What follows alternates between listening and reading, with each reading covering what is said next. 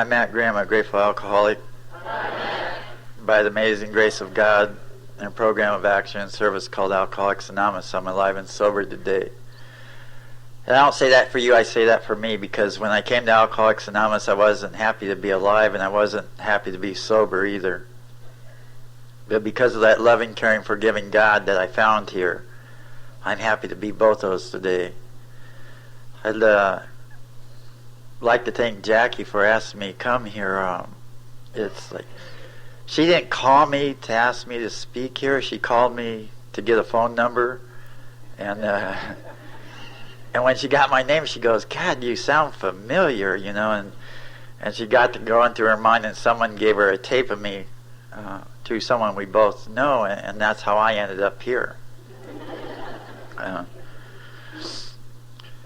I was thinking when Rick was talking, and he's been an excellent host. You guys, he's done, you know, a lot of these places we go, sometimes you see the host at the airport when they pick you up and you never see him again, and Rick's been of service. You know, the commitment he took, he's fulfilled it completely, and it's been a pleasure him being our host. But when he picked us up at the airport and we're coming on the drive up here, he goes, you know what, they didn't have a tape of you, so I don't know nothing about you. And I go, that's real easy. I go, I rode with the Hells Angels for a lot of years. I've been in the penitentiary, and I like to shoot cops. And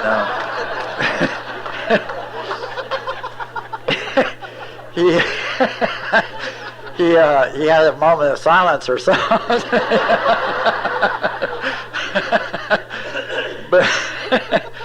But we got through that, and we've had a good time, and he's taken us around and showed us a lot of Eureka Springs, and it's been real nice. It's been fun, and all you people here have been really great and make us feel really welcome, and that's nice when someone takes a commitment and they do it seriously in Alcoholics Anonymous.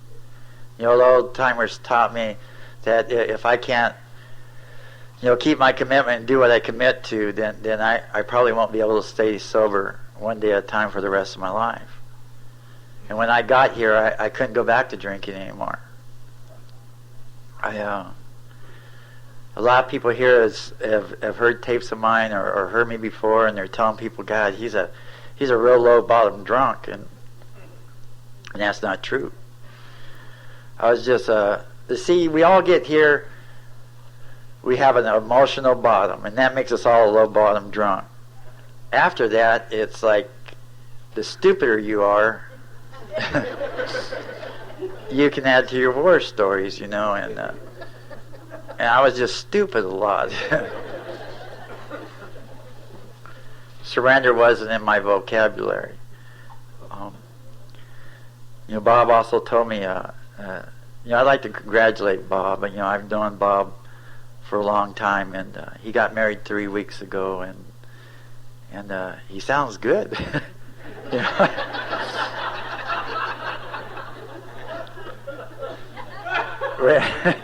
when I first heard he was getting married, I thought, oh no, you know, poor girl. And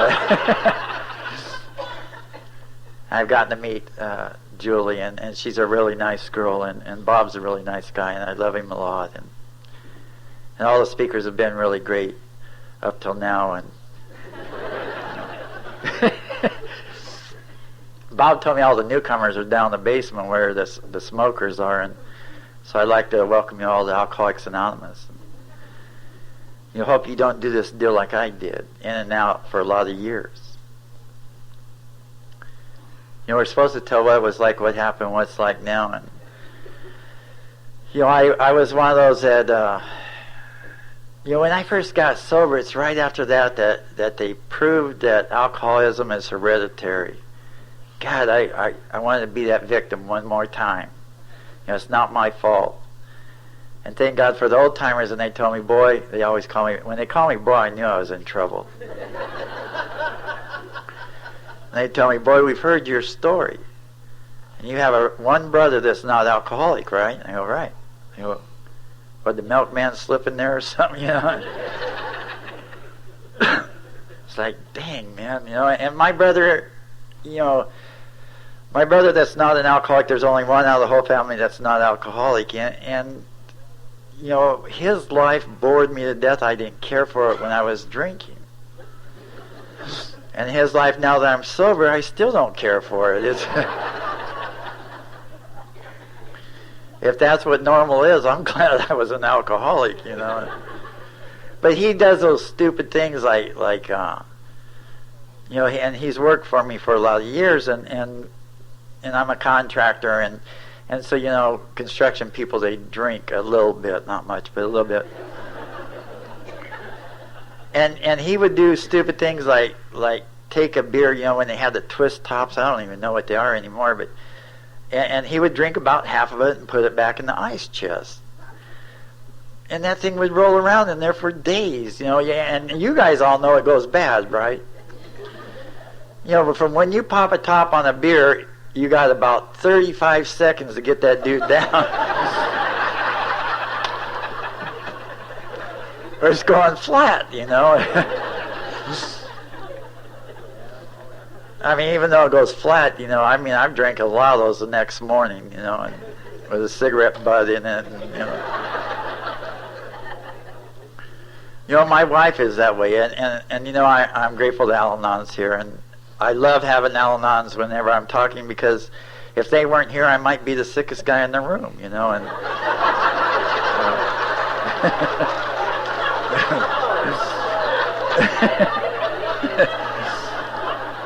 that scored a lot of points.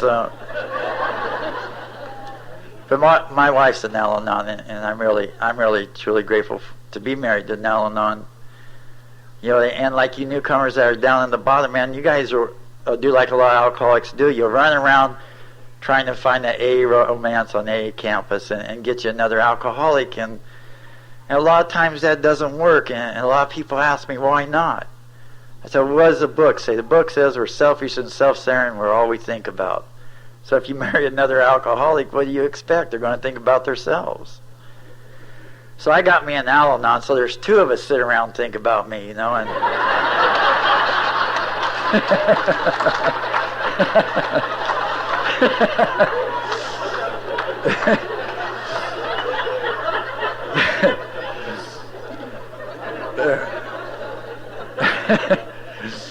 I know my wife's over there going, he's going to pay. And if you drink like she does, you don't need to listen to what I say. You know, she did, like when we got together, you know, a friend of mine that she didn't know came into town, and we went out to dinner, and she didn't know if it would bother him, and she knew it wouldn't bother me, but she asked would it bother if she had a glass of wine. And he said no, so she ordered a glass of wine, and one of them little foo-foo little glass deals. And, you know, strike number 2 right there, you know, who asked if they can have a drink? Strike 2, who gets a little foo-foo glass? And she did drink the whole thing. All of it, every drop of it. Took her all the way through dinner to do it, but... And we get home, we get to bed, and we're laying there talking, and she goes, God, I really wanted another drink tonight. I go, why didn't you have one? You know it don't bother me. She goes, oh, God, no, I was starting to feel it. And and she goes, and I had to drive. And I go, well, that's when you drink more. When you I go, don't you know when you start to feel it, if you have more alcohol, you become a better driver? We all know that, don't we? I drive good when I'm drunk.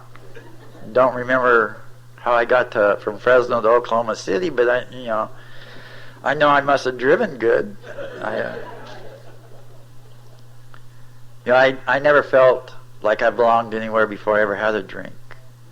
I felt different. I was selfish. I was self-centered before I ever took a drink. You know, when my parents got a divorce, I was in the 3rd grade. I felt abandoned and unloved and, unwanted. And maybe if I was a better child, maybe my parents wouldn't got a divorce. All this crap's going through me. And the deal is maybe normal people know how to handle those feelings.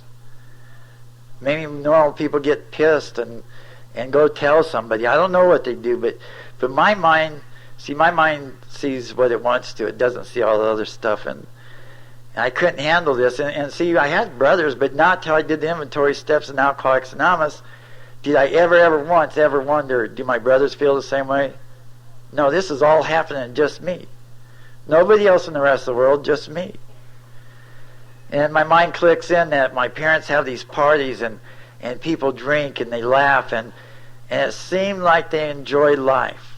And that's the way I wanted to feel inside, not all this madness. And I went and got my mom's Bacardi rum out of her dresser drawer and I tipped it up and was guzzling away. And I like to tell you, boy, I became good looking, my muscles popped out, and that's not true. That stuff tasted nasty, and you know, I'd been around puke before, and I know how it smelled, and I was in my mom's bedroom, so I couldn't puke it out because I knew she'd smell it and I'd be in trouble for getting into her booze, so I just held my hand over my nose and my mouth and let her go up and down about 20 times.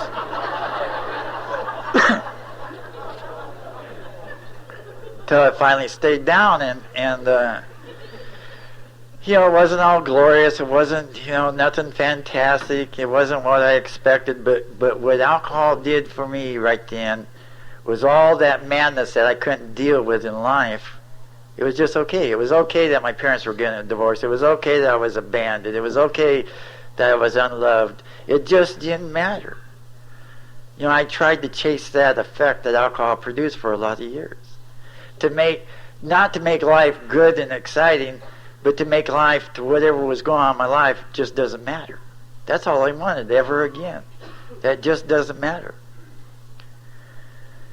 You know, I found out you could drink before I went to this little country school, and everybody knew everybody, and you know, nobody's parents were divorced but mine, and they'd pick on me. I was this little wimpy kid, and they'd pick on me for not having a daddy at home, and I'd cry like a little wimp, and I found out I could drink before I went to school, and I became this raving maniac, and I could whip 4 kids on the way to class, and I became the tough guy, and I didn't know that was going to be a safe place for me, that I was going to seek that out to be a tough guy. So, you see, when you become a madman, a tough guy, people tend to stay a little bit further away from you.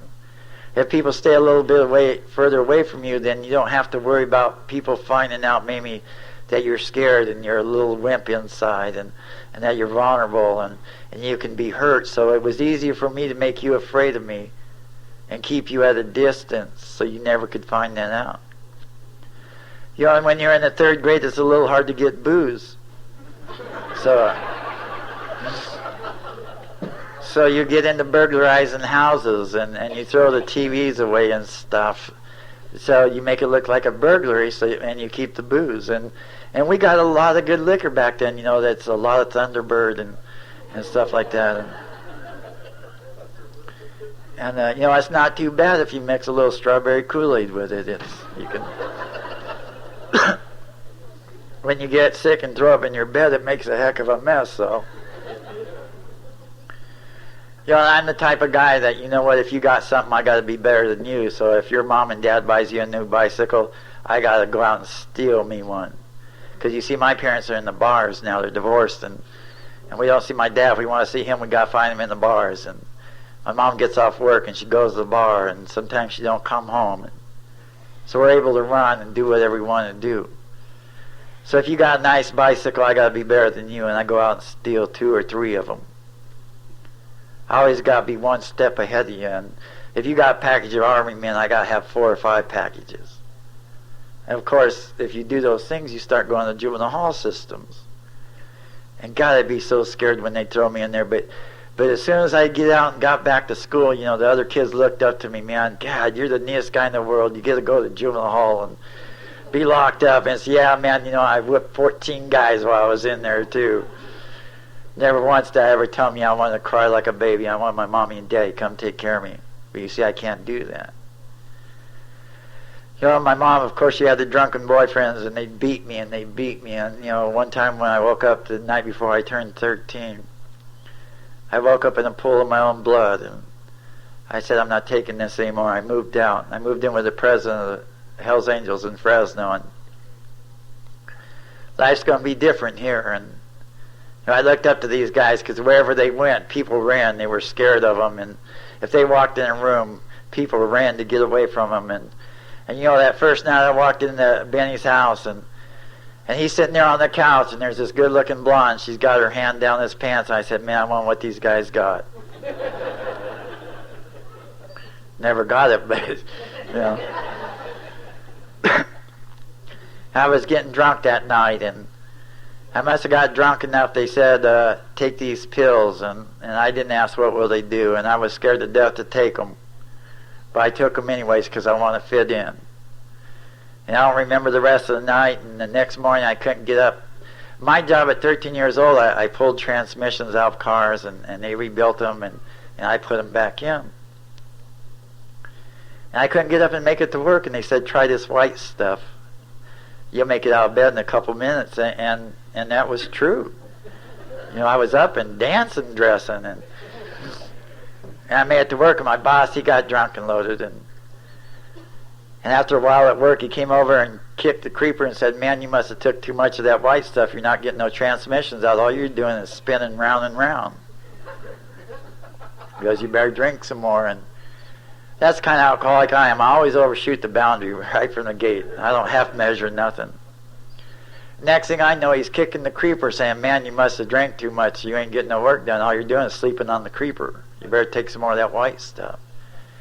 I made it through the day that way, and I got home, I drank and I drank and I drank, and I tried to go to sleep, and I couldn't go to sleep, so I took some more pills, and that started a series of madness of trying different stuff to be okay, to get through the day, and I justified that, you know what, okay, so I'm taking drugs now. At least I don't stick needles in my arms. I'll never do that. And, you know, and I did take drugs, but, you know, drinking was always my deal. I loved to drink. I loved smelly, stinky bars. And, you know, the kind where you go there at 6 o'clock in the morning, they got the toilets iced down to get rid of the smell, and they got, you know, you can smell them 2 blocks before you ever get there, and that's my kind of bars, man. I love those. So on my 16th birthday, this girl that's going to be the mother of my children, I just met her. She doesn't know this. We're drinking and we're taking pills and we're doing other stuff, and she suggested that it might be neat to try some cocaine and heroin, and so I went and got some, and I don't remember whether I ever got a piece of stuff from her or not. Try to clean that up. And you know, but I remember waking up the next morning thinking, God, you scumbag, you stuck a needle in your arm. You're worthless. And, you know, and I'm trying to justify that, you know what, the world's made this out of me. You know, I had the wrong teachers. I grew up in this little hick town, and, you know, I had the wrong parents, and my dog went crap in the right spot in the yard. And, you know, the cops knew me in this little town, and they picked on me. And, you know, this on and on and on, trying to justify this mad person I became, that society did this.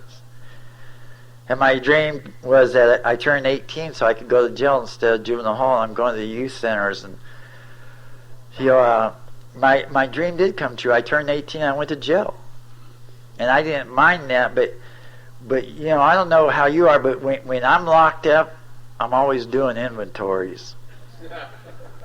What I shouldn't have done, and I'm sitting in jail, and I'm thinking, man, you know what?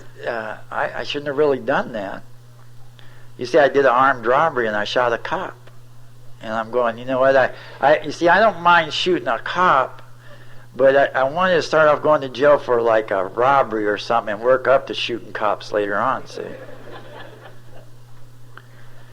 I'm thinking, man, if I ever get out of this mess, what do people do that not to come to jail so much, you know, and you know, I mean, I don't mind going to jail, but like I said, I want to work up to shooting cops and stuff like that. And I'm going to be dead by the time I'm 21, 22, and I don't want to spend that time in the penitentiary. I want to enjoy life a little bit. I'm really enjoying life, you know. So I'm doing this inventory, and it's like people get married and they have kids and they live this boring, dull life. And so, well, you know, because see, for a guy like me to get married, that's too much of a commitment. That's letting somebody too close. They might find me out and I just can't do that. But I got to slow this process down. And I checked with all the girls I was engaged to.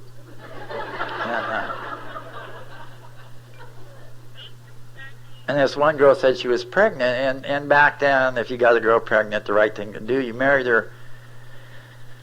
And that girl either lied to me or we need to go in the World Guinness Book of Records because that kid didn't pop out for 18 months.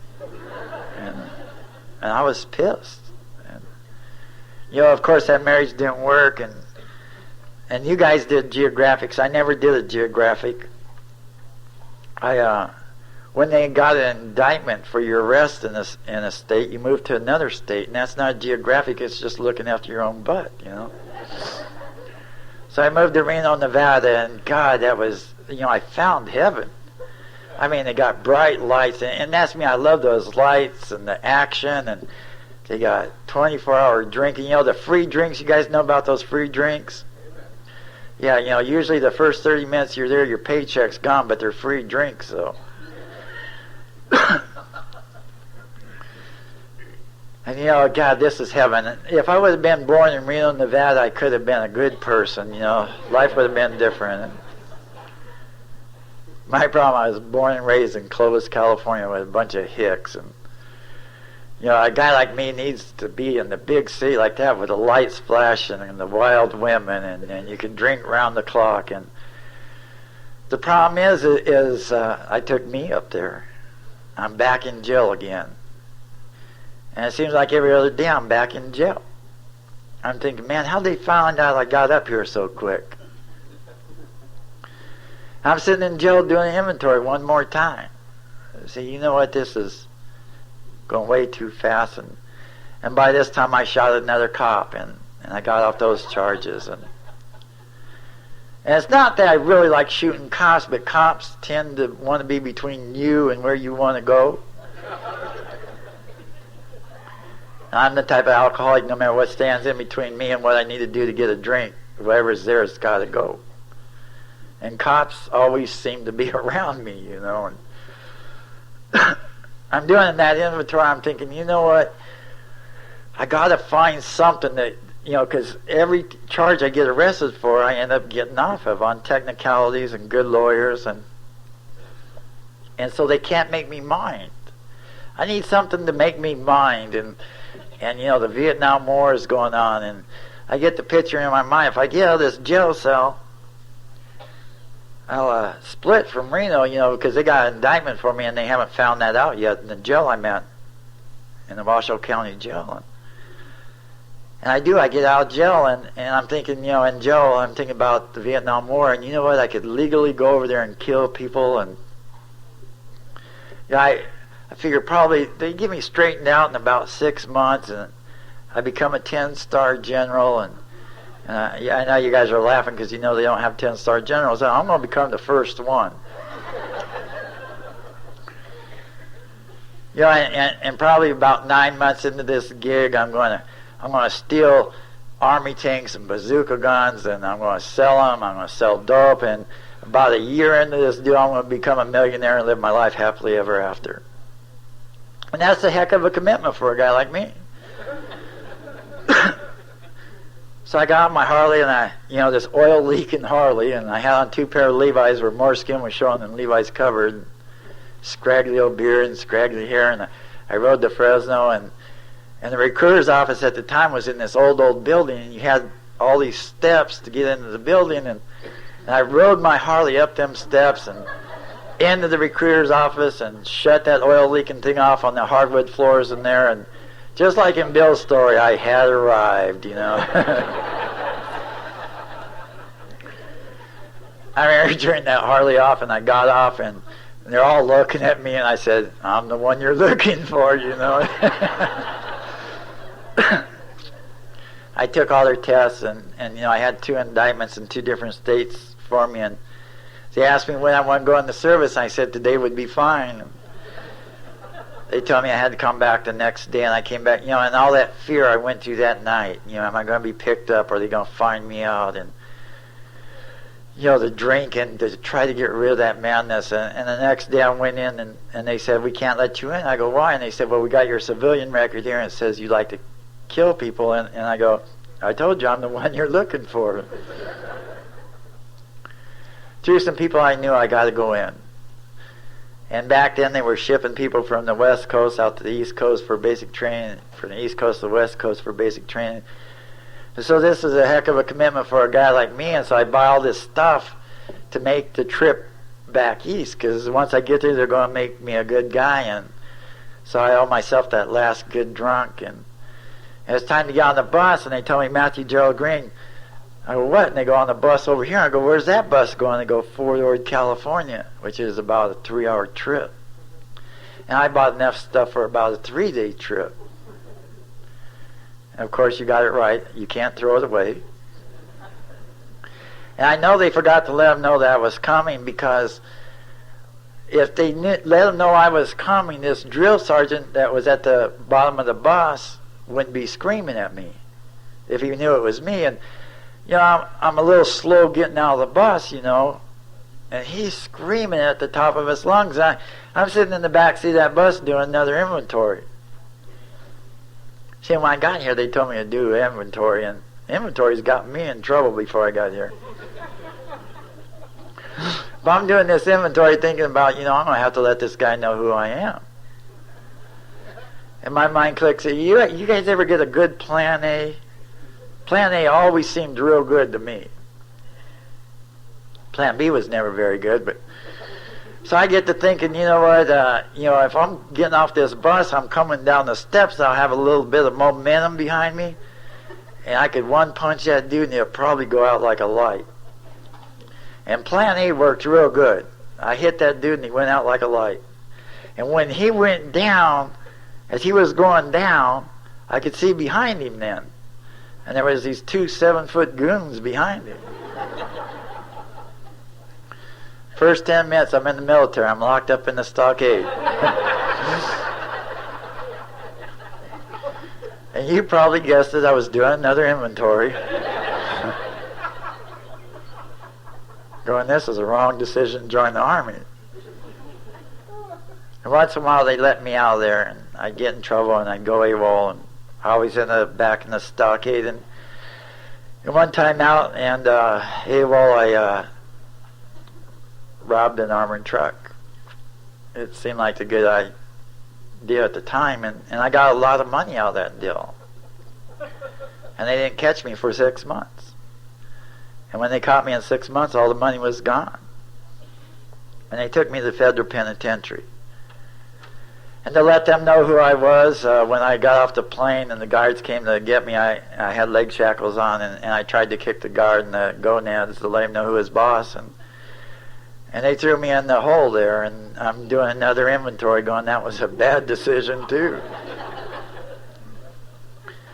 And they didn't want me, and they gave me back to the service because the Vietnam War was going on. The government didn't want me anymore, and I got out of it. I thought, you know what, I need to make the world pay for what's done to me. You know, they made this animal out of me. And, you know, I'm almost 21 years old by now. Life's going downhill pretty fast.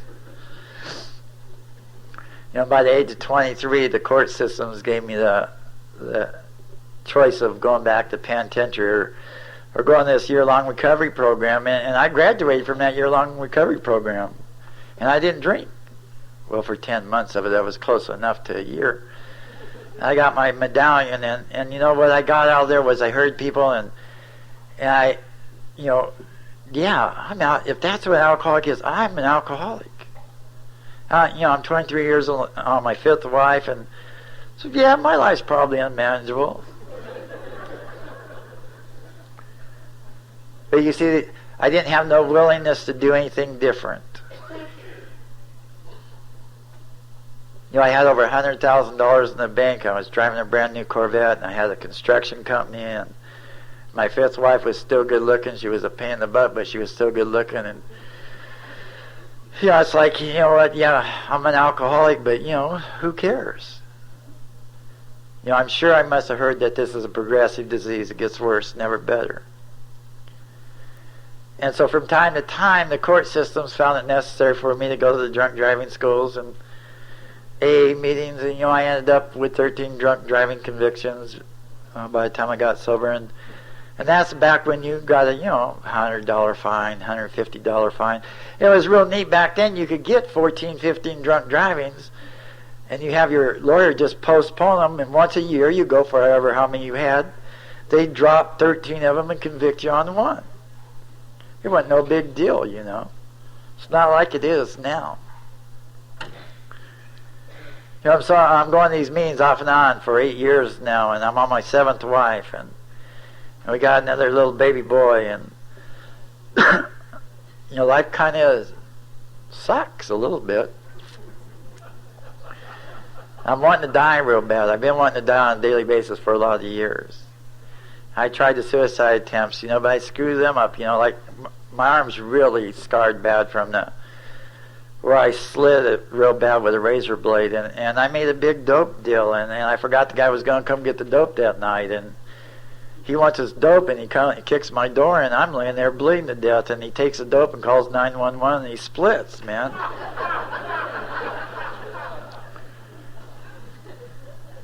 And one other time I was, I used to run a lot of warehouses full of stolen items, and thank you.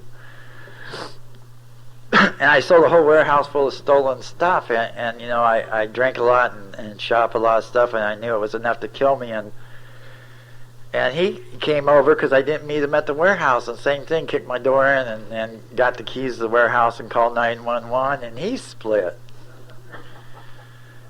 It's like, this suicide stuff just doesn't work real good. I was married to the 7th wife, and one time I kicked her out, and she wouldn't come back, and I thought, what, I'm not going to let another one of these wives take my kid and take off. So I grabbed my shotgun, and I stopped at 7-Eleven, and I bought 2 bottles of champagne to celebrate blowing her head off. And I'm guzzling champagne, taking a bunch of other stuff, and I get over there, and her neighbors are there, and she's not there.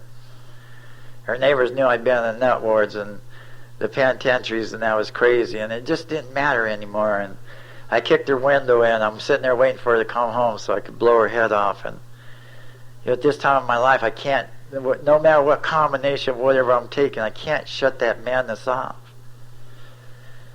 And just earlier that day, my oldest kid, which was 13 then, he told me, he goes, I wish you were dead, man. Me and my buddies, I'm just embarrassed when me and my buddies see you on TV for different crimes you're wanted for. And he goes, can't you just die?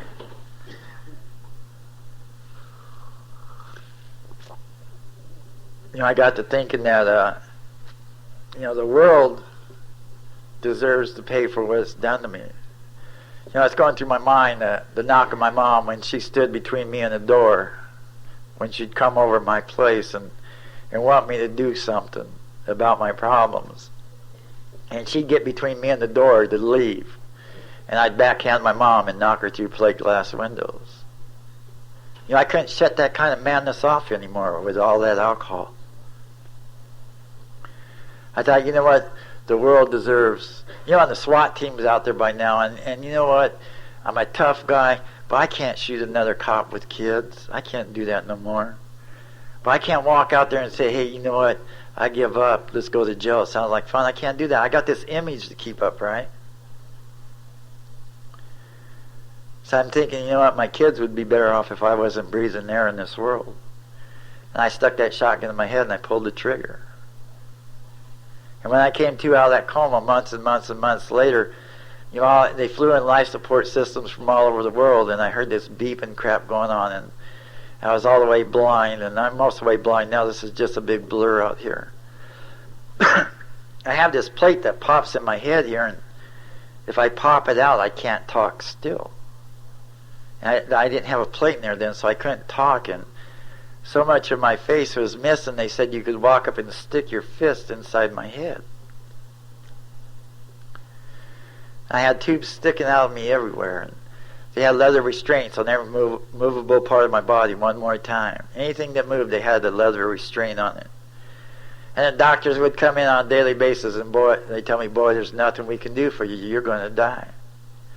And that's where I got married to you. That's when I got introduced to you jerks and Alcoholics Anonymous again. I've been going to AA off and on for 8 years by this time, and they'd come in and they'd knock on the door, and they'd come in, they go, Matt, we're from Alcoholics Anonymous, can we read you the big book of Alcoholics Anonymous? It's like I had a choice in this matter. I couldn't wiggle my head, no. I couldn't say no, and they'd sit down and start reading that book. And they just didn't come in there that one time and read the book to me. They did it in like 2-hour shifts. And they just didn't do it that day, and they just didn't do it that week. They did it month after month, you know.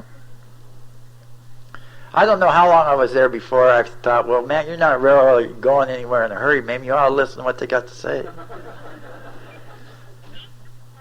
What time is this meeting over? 9 or so. We never get through. 9. God, I got to get sober here, huh?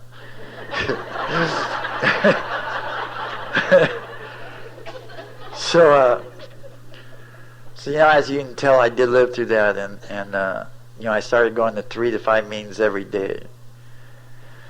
You know what, this deal called Alcoholics Anonymous might work for you, but it won't work for me. You see, I'm blind. I'm dying on a daily basis, and I don't have no face, and you know, it's different for you.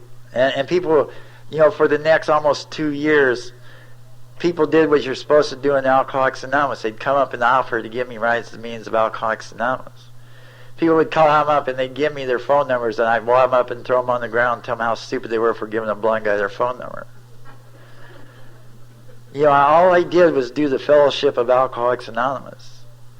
I looked for all the reasons why. They say if you work the steps hanging up here on the wall, you might stay sober, and that doesn't apply to me because I can't read them. You see, the miracle of Alcoholics Anonymous never worked for me because I never reached my hand out. So if you hang out here, they'll do what they're supposed to do. They'll reach their hand out to you, but the miracle of recovery can't happen until you reach your hand out and ask for it. And after my last overdose, when I didn't die, I was really pissed on that one too. You know, I came to, and you know, I took 455 synthetic morphine tablets for my surgeries and 2.5 gallons of vodka. And I came to, and it really pissed me off. And all that crap I'd heard for almost 12 years was like a Star Trek movie. Warp speed, get a sponsor, work the steps. Like, God, you're awful tired, you know, but maybe you ought to do what they say. And you know, when I rolled out of that bed and got on my knees and I looked up and I thought, this is really stupid. A tough guy like you don't know how to pray. And it came in my head, do the best you can, dummy. And my first prayer was a cussing prayer. You know, I don't pray that way today, but you just do the best you can at the time. And God understands. You know, when I was on my knees surrendering to God in the program of Alcoholics Anonymous, my home group, the meeting had just got over. They said the Lord's Prayer, so the meeting was over. So they passed the basket around, and they collected enough money to buy me the big book on tape. You know, I call that a God story. You can call it whatever you want. But if it's not God, why didn't they buy me those tapes a year before? You know, I think God, once I surrendered on my knees, I think God let my home group know, hey, go ahead and collect the money and buy the tapes. He won't hawk them now. That's what I believe, and you can believe whatever you want. And I started doing, you know, for the new people, you know, if you act really uncool here, you got a chance of getting this deal. You know, you started asking, like, what do these initials mean around here? But the thing is, when you ask what those initials are, usually you become it right away. And that happened to me. In California, we have what we call a hospital and institution committee, and we go into prisons and the hospitals and the jails, and that saved my life. You know, I'm truly grateful for that committee. I'm still real active in it. I still go into penitentiaries, and I love the penitentiaries because you have a captive audience and they have to listen to me. I like that, you know. You know, and the next thing I ask, I go, you know, what's this? You know, I've held every position in my home group, and still this day, there's one position, no matter what committee I'm on, they never let me have, and that's the treasurer. I've never. I've I've never been allowed to be a treasurer. But what I did was I started reaching my hand out. I started, because before the 2 years going, they'd go, man, let's go to the coffee shop after the meeting. I go, I can't, I'm hurting too bad. And they'd go, okay, Matt, maybe tomorrow. And this time when I got sober, after the meeting, I'd say, hey, man, could you please take me to the coffee shop? I'm scared. I don't know how to go home and be alone. I'm afraid to go home. I'm afraid to be home alone with me. That's a dangerous area. And I get to thinking too much. And I started reaching my hand out and asking would they take me to these conferences and the coffee shops. And then one thing screwed me up when I was like 90 days sober. I got this secretary position. And they say, you get involved in service, you got a chance to stay in sober. In my second meeting, they came up and asked me to resign as secretary, and I was pissed. It's like, screw you people in AA. You're taking advantage of me. I'm blind and all this. And they said, Matt, we got traditions around here. One of the traditions talks about doing what's best for the group as a whole. I go, what do you mean? They go, Matt, when you're the secretary of the meeting, and the meeting's going on, and you get up to pour coffee, people scatter.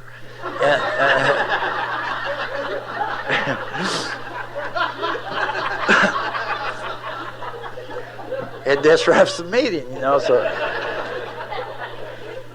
I don't make a very good secretary, and there's a place for all of us, and there's a lot of service to do. If everybody would commit to once a month doing a service commitment, we'd have lines of people waiting to cover all the commitments in Alcoholics Anonymous. If just one person a month would do that. But as it is, there's a lot of people go without means. There's a lot of things don't get covered because people won't commit to one night a month. And I asked what that GSR stuff was, and I came home from a prison meeting. Here's a briefcase on my front porch that said, thanks for being our new GSR.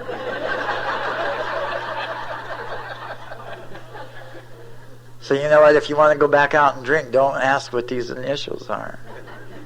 Because you'll become it, But I couldn't do it anymore. I couldn't live inside my own skin anymore. And, the suicide don't work, See, what I didn't realize till that last suicide deal was that there's a loving, caring, forgiving God. And if He's not done with you trying to commit suicide, like me, my whole body's wired back together.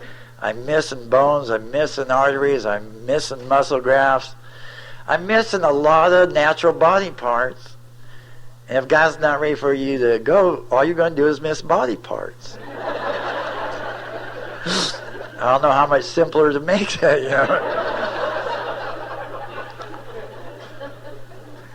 I have a lot of people come to me in AA and say, man, we heard you speak and you really pissed me off, And I go, what'd they do? And they said, man, we heard you speak, and I wanted to commit suicide, and I thought about missing body parts, and I decided not to do it.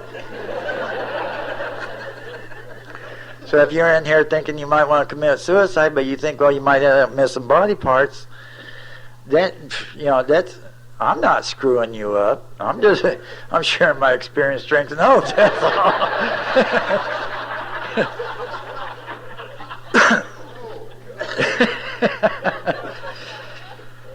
What my doctors say I'm like is, have you seen that in Halloween and they got those little strings with a skeleton and you can jiggle it and their bones all wiggle? That's what I'm like. And I do it. My whole body's wired together and pinned together and bolts and nuts and screws. And it's not too bad, though. Like when something goes wrong with you, you got to go see a doctor. You got to go see a specialist. You got to do that. You got to go for a consultation. You got to go for this. And, a long time later, you're almost dying. You got this kind of surgeon, that kind of surgeon, this kind of surgeon. So good. So a lot of meditation and I can't deal with that emotional pain anymore. I can't do that anymore. That old ideas that we try to hang on to. You see, I thank God for the pain that I have on a daily basis to remind me of that emotional pain, because I can't do that emotional pain anymore. That emotional pain trying to do things the old way has kicked my butt in sobriety.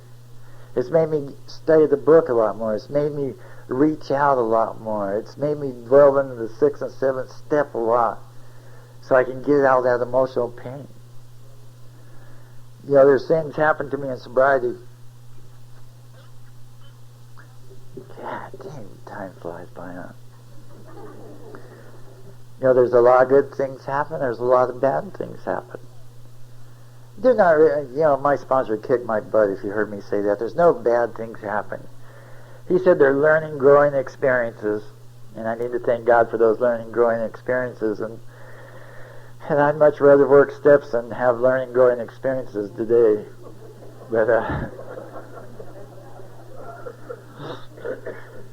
you know, my sponsor made me write down everything I'd have to get drunk over in sobriety.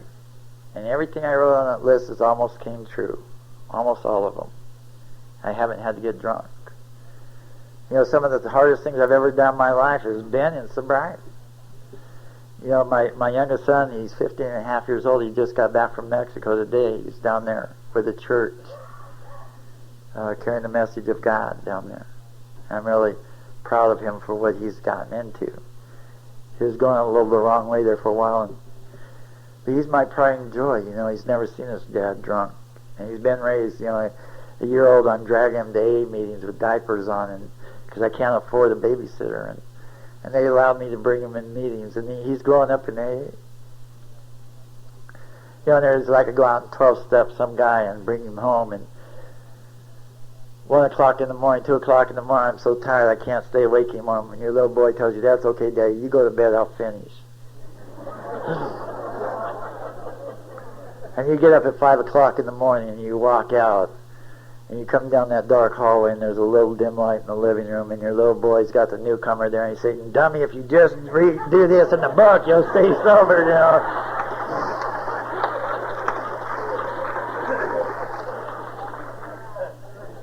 And you get the tears in your eyes for the joy, and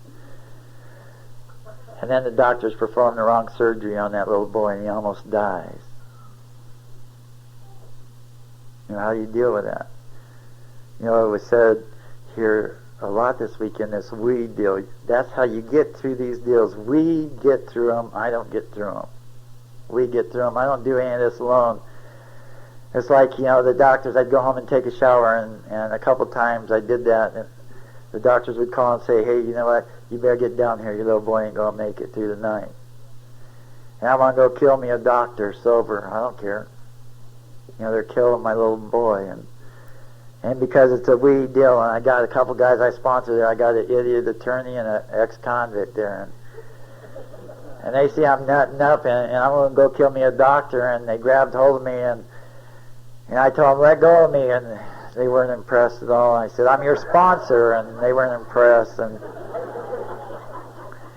the power of prayer, you know, they told me, "Matt, we're going to pray," and I, you know, "Screw you, I'll make you work some steps then." And yeah. They threw me on the ground and they said, "Matt, we're going to pray." And I thought, well, I'll pray with these idiots. They'll let me up and I'll go kill me a doctor. And I prayed with them and I didn't mean it. But the power of prayer, when they let me up, I didn't like the idea they were killing my little boy, but I could go to the hospital and be there and not have to kill a doctor. And that happened a couple of times. It was a couple-month ordeal, and my little boy lived. And he thinks it's really neat now that he's got scars like Daddy all across his stomach. But you know, my parents dying in sobriety, and you know, my father-in-law, you know, which, you know, like, this was a really decent human being, you know, and like one time he come to the house and he tells Peggy to go in another room so me and Matt can talk, and I thought, oh no, here's a new father-in-law coming up talk, you know. And we sit down and he goes, "Matt, here's how I've been praying," and he asked me if that's the right way to pray. How does a decent human being ask a scumbag like me if that's the right way to pray? And we talked about it, and you know, what a neat deal that Alcoholics Anonymous gives you a chance to be a decent human being. That someone respects the way you pray. Someone that's been a good guy all his life. You know, and he died 3 weeks before we got married. And within 9 months, my mom died, and then my dad died. And my dad wanted to die at home with dignity. And there was medical things that had to be done. And I have a lot of brothers and sisters, and Peggy's real involved in Al-Anon, service in Al-Anon. And I'm real involved in service in Alcoholics Anonymous, and my stepmom needed help, so we moved into their house to take care of my dad. My brothers and sisters couldn't do it, and they called us saints. They go, we don't know how you do this. This story gets to me. You see, because of all the years of the service in Alcoholics Anonymous and through sponsorship, and they tell you, you make a commitment, you keep it no matter what. So things that happen, like your dad dying and needs his diapers changed and he's turned every 15 minutes and he feels yucky and he can't take medication anymore, so it has to be shoved up his rear end, so your wife does that. You know, and your brothers and sisters can't do it. You see, I didn't like doing it because you people taught me to, whether I like it or not, to do this deal. I was able to do that for my dad. And I call it a spiritual experience because when my dad was dying, we knew it, and I ran up to the bed. You know, see, my brothers and sisters missed it. And I ran up to the bed, and when I got sober, I started calling my dad Shiny.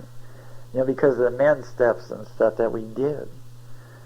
I started calling my dad Shiny, and my dad hadn't opened his eyes for a couple of days. And I go, Dad, when you get up there, tell him I call you Shiny, okay? And he opened his eyes and shook his head yes, and he closed his eyes and he died.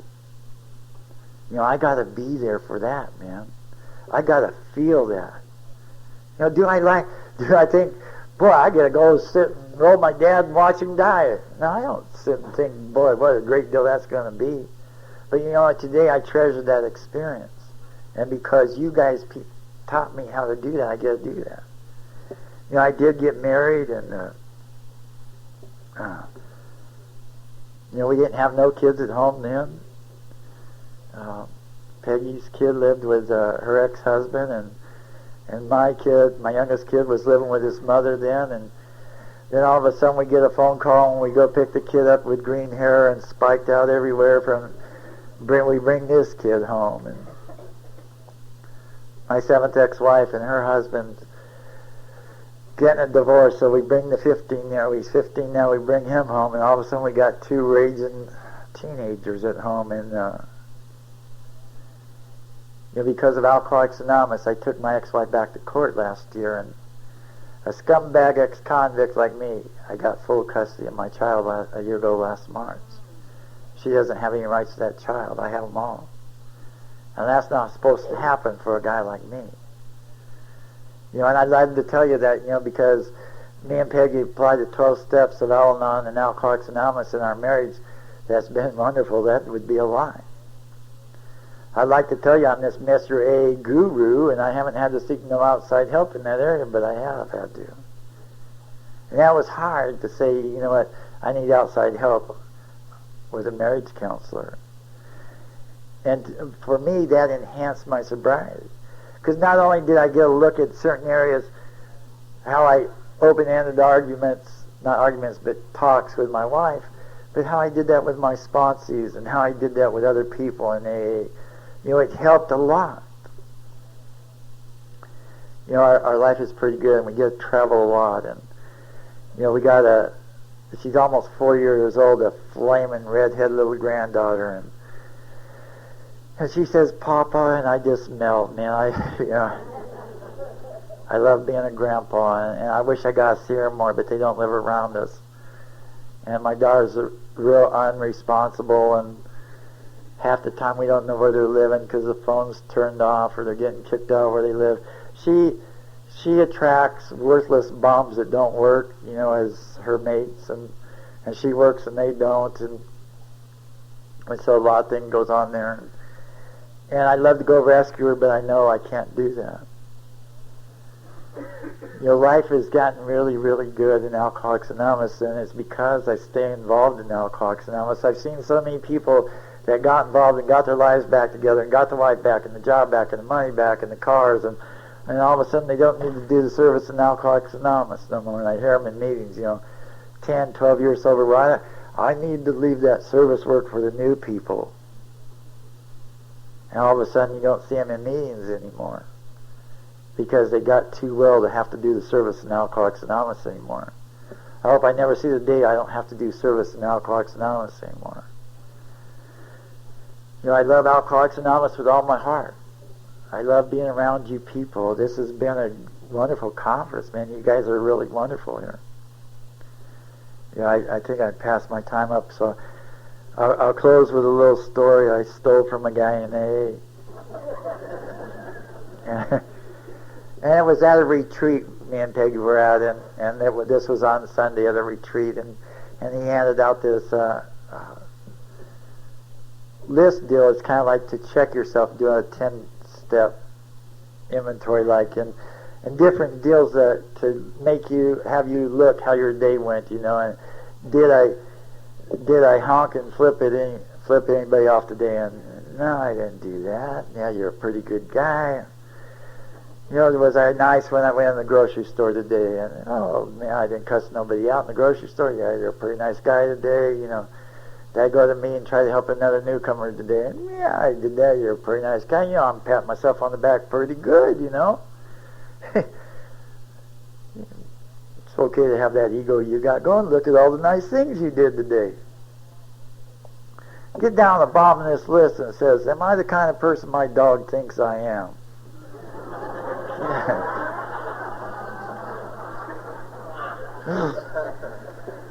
Whenever my ego gets to going real good, I'll do that checklist and get down to my dog, and my dog thinks I'm the greatest guy in the world, And I go out there 20 times a day, and he acts like I haven't seen him for a year.